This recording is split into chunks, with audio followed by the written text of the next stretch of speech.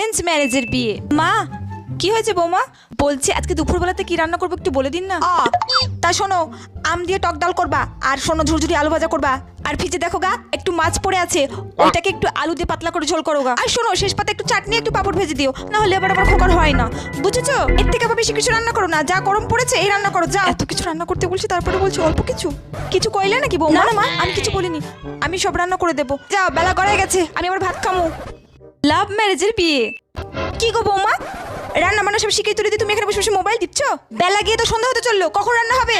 মা আমি বাইরে থেকে খাবার অর্ডার করে দিয়েছি, রান্না বান্না কিছু করতে হবে না। আমিও তো বাইরে রান্না খেতে পারি না, ঘরে রান্না করো। হ্যাঁ ঠিক আছে মা, আপনাকে খেতে হবে না, আপনাকে আমি জোরও করবো না। আমার জন্য, বাবার জন্য, ওর জন্য, তিনজনের জন্য বিরিয়ানি অর্ডার করে দিয়েছি, আমরা ওটা খেয়ে নেবো, আর আপনি একটু আলু সিদ্ধ ভাত করে খেয়ে নিন। না না বৌমাকে আর কিছু খাওয়া যাবে না, তাহলে আমার বিরিয়ানিটাই হাতছাড়া হয়ে যাবে। বৌমা আমি তো এমনি কইতেছিলাম, বিরিয়ানি তোমার প্রিয় খাবার, আমার জন্য এক প্লেট আনো। হ্যাঁ যে রান্না করতে বলেছি অমনি বিরিয়ানি ওনার প্রিয় খাবার হয়ে গেছে, আজকে মজা করে বিরিয়ানি খাবো।